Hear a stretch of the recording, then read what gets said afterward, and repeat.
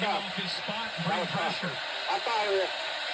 Wisner's got it. But welcome back to the Kyle Field. He fought hard to dive to the 5, but it looks like Sarkisian will set up for a field goal at this point. A&M's going to call a timeout, obviously, to save as much time as they can. That takes them. They're done with their timeouts. Boy, Albert Reed just made a great play.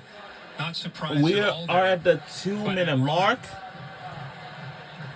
No. We saw Texas fall way behind at home against Georgia. They ended up clawing back. It was a 15-point margin. People have been skeptical about this team and the resume they put together. I know it's only a half, long way to go, but you're getting a glimpse of what Chris the Fowler look like when they actually Chris play. Fowler on the left. I'm sorry, on the right is and Kirk I think Herbstreit that was on the the left. question, because they haven't always had. Let's listen to what they have to say about this. Sark's the first one to tell you that. But you're right. In this environment, they got off to a little bit of a slow start, kind of recalibrated, found their running game, which opened up other aspects for yours. But, man, when this defense, all I heard from people was, well, their defense is good, but who have they really faced? Well, they look really, really good. This is an elite defense that we're watching. By the way, the offense is out there. Quinn Ewers at quarterback, so Sarkisian, an aggressive call here. They need every bit of 3 yards. Got to get inside the 3 for a first down. Just forget the field goal. All right, this is really going to be totally ridiculous. Shifting around. They don't have much to go at all. Now they had to go for it. But no play so far. No, Sark waved it off. All right. That's it. All right. That was a good effort trying to get first and goal, but I think up 14, knowing you get a football back for the third quarter, is sensible play. All right, now's the timeout of the set. But before you do that, why not try to get a gift and see if you oh, can wow, I didn't even. defense to jump. Wow. I didn't know that was at the 2-minute mark. So I'm hoping that 2 bands have made their way down to the field, you know. No, it looks like they.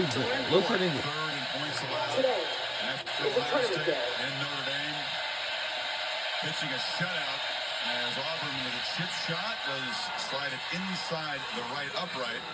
And Texas builds it to 17-0. The Aggies with 1:50 to work with before halftime. We'll hear from Kevin Negandhi. Hear from him right now, as a matter of fact. Hey, Chris, got a little halftime report minutes away. Dan, Booger, Kevin in studio. Rivalry weekend. We love it on the field. It's the post-game stuff that's like very ugly. We'll take a closer look. What's missing right now from A&M? What do you see? A&M needs some explosive plays. Texas safeties are starting to come downhill. They got to back them up. Throw the football down the field with Reed. I love the addition of Arch Manning to this Texas offense down in the red zone. That 4th and goal or 4th and 2.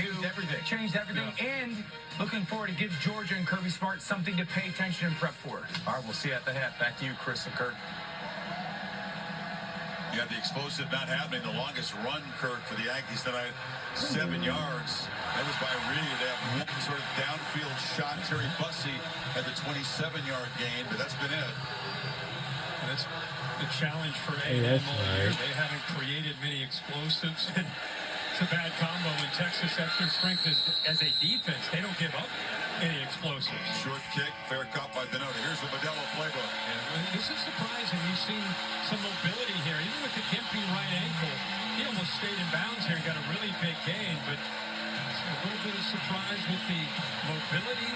There's the accuracy downfield. It's so good when he has time to throw.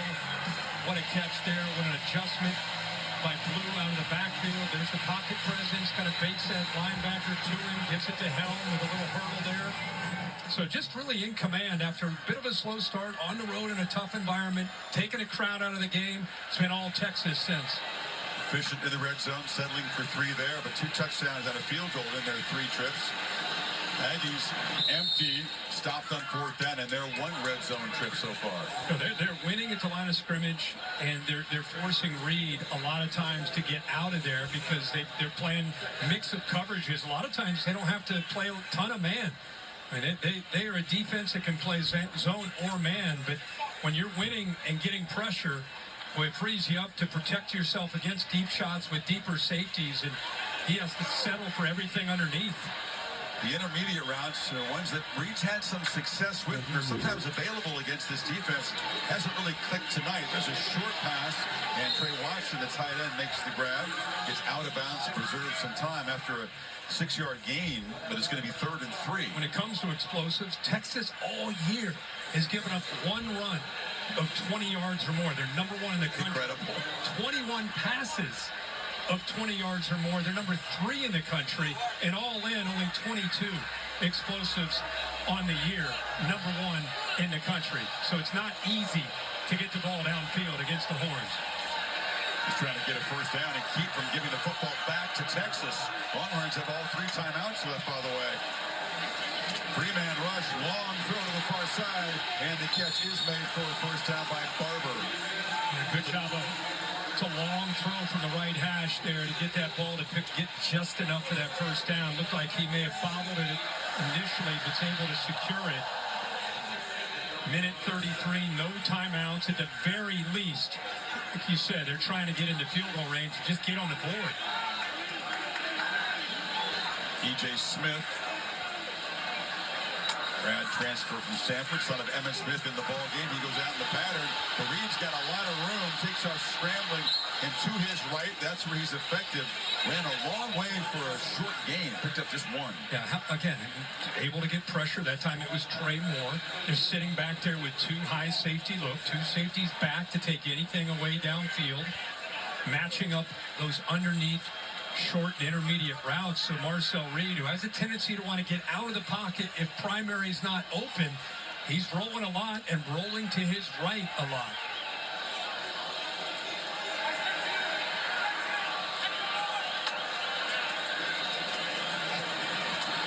Rush is picked up. Reed again rolls out. That time gets under a defender and accelerates for a nice gain out near the marker at the 46. Picked up 8. It'll be 3rd down. Yeah, and the clock keeps moving. He's got to be aware of that, have a little bit of urgency, and he does. Just short of that marker. And they'll pick up the first down with Smith. Yeah, good tough run there by E.J. Smith. Ran right over the linebacker to stop the clock. See what the young quarterback goes with. Gets the play call. The play called as that clock is stopped. No pressure, short throw, but fighting to get out of bounds after making a catch is Theo Malin Olstrom, the tight end from Sweden. And he did a heck of a job to get out of bounds. I thought he might get tackled inbounds, but being out of timeouts, every second counts for this A&M offense.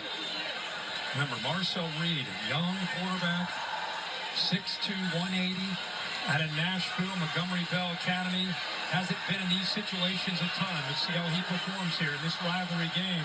Down 17, obvious pass mode. Pressure comes. Reed steps up and puts it to E.J. Smith, who gets out of bounds, getting closer to field goal range for Randy Bond, who's a reliable kicker. Need to get maybe about 10 more yards to feel comfortable about it. He kind of is still locking in on the one receiver. If you would have looked at the middle of the field there, he had an open receiver against some. I remember I talked to you about split safeties, 2 high safeties. He had a receiver right down the middle of the field. 44 seconds left. Need 2 to get the first.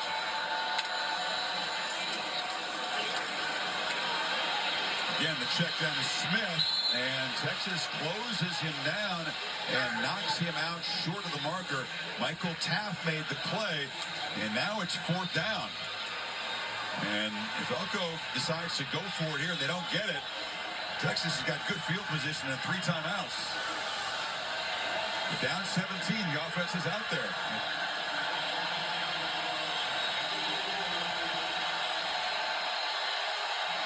Need a long 3. Being protected. Dixon scrambling, takes off. Oh, no! Baron Sorrell closed him down, took a shot. Kind of went in awkwardly feet first, but did not get it. And Texas will take over as Reed limps off the field. I cannot say enough about this Texas pass rush against a very athletic, capable quarterback and being able to get away from pressure. They're not getting upfield. Looks like he came down and before they even got to him, looks like he kind of landed awkwardly there. Yeah, he takes a step there. His heel was hit by the top of his left foot. Yeah. But again, the importance of when you have a quarterback like this, you cannot get upfield, right? You've got to be able to squeeze instead of worrying about that, and that's what they do. They keep him in the pocket. How do you feel about the jugular if you're Steve Sarkisian? Well, you know he's going to go for that. They actually keep it on the ground. They do have the 3 timeouts to work with. Yeah, he's already called a timeout. The setup of that second 4th down stop for the Texas defense, getting close to midfield, and again, get the football right back to begin the 3rd quarter. Sarkisian, very aggressive play caller, and he's got total trust in Quinn Ewers tonight, who has looked just fine, thank you, coming in with that ankle concern, wearing that brace. Chris, I just want to take a quick peek. He looked, this is the AT&T clicker. He's had a tendency to continue to look to his right. This is the receiver I'm talking about, where if he would have stayed in the pocket, stepped up and just stayed right there. See how he's looking right? If he steps up with the safety coming down, look at that throw right there. He could have potentially found that for a touchdown. It's all moving pretty quick for him tonight. It is. Credit to Texas. 27 seconds and 2 timeouts. Ewers from the pocket. Real lofted downfield in the coverage. That was DeAndre Moore trying to fight back to the football. Well covered by B.J. Mays. Well, they have a collection of receivers, don't they? When Sark has these guys healthy, Isaiah Bond, DeAndre Moore, Ryan Wingo, the true freshman, Matthew Golden, Silas Bolden, Gunnar Helm. What a group. Both Moore and Bond, as you mentioned, coming back off injuries, looking better tonight, as healthy as they've been. Yep. And you had the backs with Blue and Weisner. This is a collection of skill. Important play, pressure on 3rd and 9. Weisner on the check down, rumbling into the secondary, still going 1st down, and deep into Aggie territory, down to 12 seconds off the 24-yard gain. This is why Sark is known as one of the best screen coaches in the game. 3rd down, you almost know there's the threat of this going with his reputation.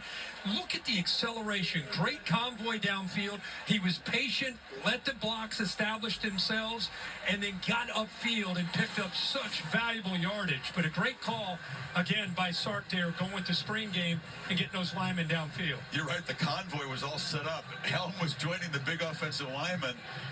And now they got 12 seconds, 1 timeout still to work with. Holly? Well, guys, you see Quinn Ewers continue to be mobile, extend plays, really moving well. He is wearing a revolutionary ankle brace that was developed by an athletic trainer and a doctor, Fred Furlick from Notre Dame. It is on the outside of his shoe. It's got a joint on it, so it allows the shoe complete, or the foot complete movement outside of the shoe. It is protective, and it is really allowing him to look comfortable out there. Really revolutionary product from Takeo.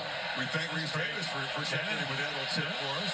Well, congrats to Dr. Furley. That is a great device. 1st down, Ewers loops the ball just over the reach there of Bond, and it's down to 7 seconds. They're kind of in the range where pregame, Bert Auburn was kicking field goals. It's got a 51-yarder if they tried it from here. Boy, did Will Lee take a chance at the line of scrimmage, lunging at the receiver. If he doesn't get him, if Bond's able to avoid him, he is downfield. You talked about going for the jugular. You knew Sark would.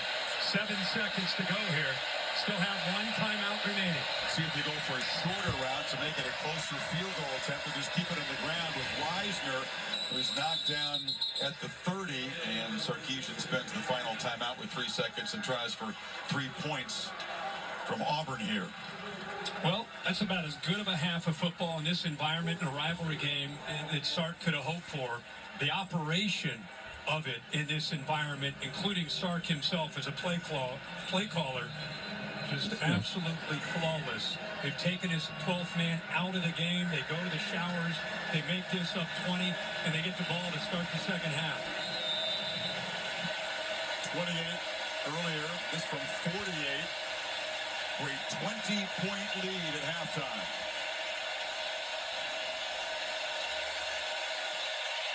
And the kick is no good either.